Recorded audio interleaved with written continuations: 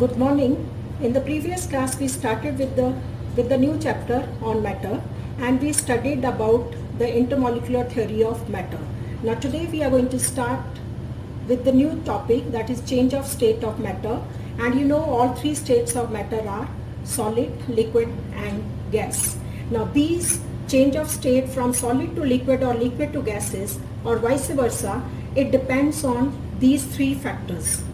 First is intermolecular space, second is intermolecular forces of attraction, and the third one is collision between the molecules, or you can say kinetic energy of the molecules. Now these three factors, I have put them in a form of a table for solid, liquid and gases. In solids, the intermolecular space is absent because the molecules are very tightly packed. As compared to liquids, the intermolecular space is more than the solids, and in gases it is the largest.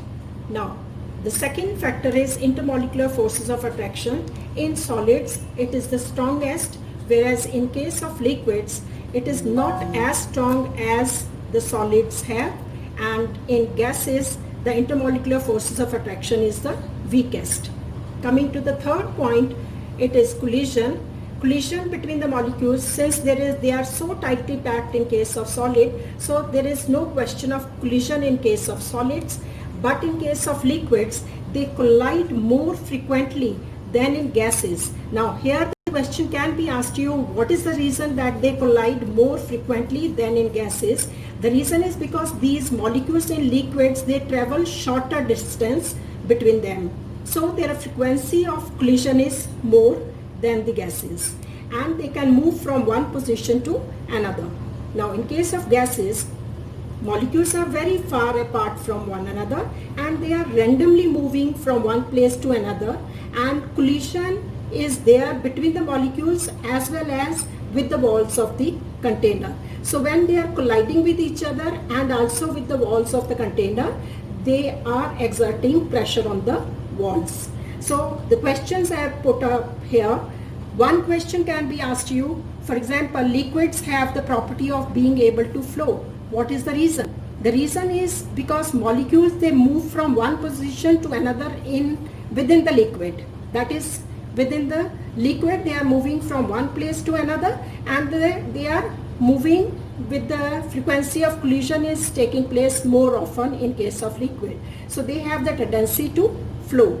Now the second question which I have discussed is collision between the molecules of liquids are more than the gases. I think that part is clear because they travel shorter distance between them and collision is more. Now moving on to the next topic, what is the reason that there is a change of the state from solid to liquid or liquid to gases? Now I have made this diagram, and this will make you understand how the change is taking place from solid to liquid, liquid to gases or vice versa. First of all, when you have the solid state, when a solid is heated, they vibrate faster and start to move, and intermolecular spaces between them increases. Once the intermolecular spaces increases, there is an intermolecular forces of attraction decreases. So there is a change, and at the same time kinetic energy is increased. So there is a change of the state from solid to liquid when you are heating the substance, that is solid is heated, changes to the liquid state.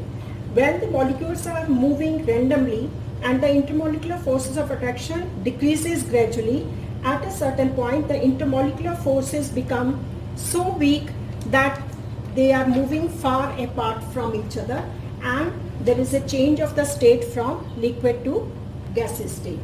Similarly, when the temperature is decreased, the molecules of a substance lose kinetic energy and intermolecular force of attraction between them increases, and the molecules come close together. And with continued cooling, the intermolecular space decreases to such an extent that a gas changes to a liquid state and liquid state changes to the solid state. And further, you have done these already, the points like when you are changing solid to the liquid state, that is the melting, or when you are changing liquid to the gaseous state, that is evaporation. when you are changing from gaseous state to the liquid state, that is condensation, and the last one is from liquid to solid, it is freezing. So it is the different terms which I have written here, you have done in the previous chapter, so I am not going to explain them again. Now, this change of state when you are changing upon heating or upon cooling. So one can ask you a question, a gas completely fills the container in which it is kept. Why? Again, you have to talk about three factors when you are answering this particular question. That is, intermolecular force is weakest in gases, and intermolecular space is largest, and molecules, they are randomly moving from one place to another in the whole container. So that is the answer. Second question can be asked you, when water is cooled, it changes to ice. Why? Again, you have to talk about the three factors. Intermolecular force increases in molecules of the water when it is cooled, and kinetic energy decreases. At the same time, intermolecular space decreases. So there is a change of the state from water to ice. Next is law of conservation of mass. Now, the molecules in a substance, they remain the same when the substance changes its state. It is only, that means the mass of the substance remains the same, or you can say in a chemical reaction, a change in the composition of the substance occurs, but there is no overall change in the mass. In other words, I will explain, law of conservation of mass is defined as matter is neither created nor destroyed during a chemical reaction. For example, if I take the example of, say, hydrogen, when it reacts with oxygen, it forms water.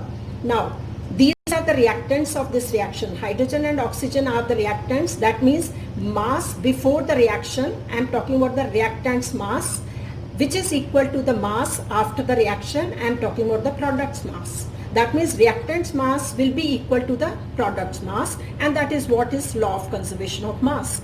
Another example, for example, you have done this example when nitrogen reacts with hydrogen, Haber's process you have done, with the result ammonia gas is produced, and in this reaction mass of nitrogen and mass of hydrogen is taken. That means sum total of mass of nitrogen and that of hydrogen will be equal to the mass of the ammonia gas formed.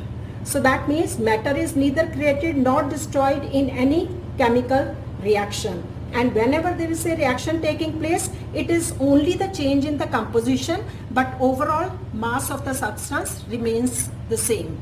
Thank you so much.